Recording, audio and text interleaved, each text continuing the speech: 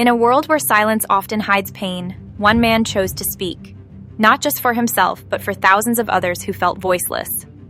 Nkululeko Khanyi is not just a mental health advocate, he is a survivor. A man who has walked through the darkest valleys of depression, faced the unbearable weight of loss, and survived 2 suicide attempts.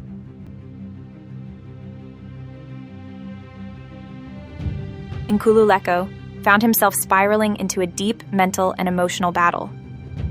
But instead of letting those experiences define his end, he turned them into a new beginning.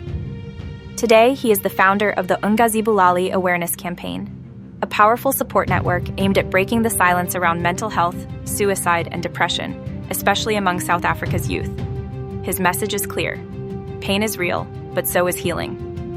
Through school outreach, national campaigns, 24/7 helplines, and personal storytelling, Nkululeko is helping others find the strength to keep going, even when giving up seems easier. From the classroom to the community, his voice carries hope, reminding us all that speaking up is not a weakness, but a sign of courage.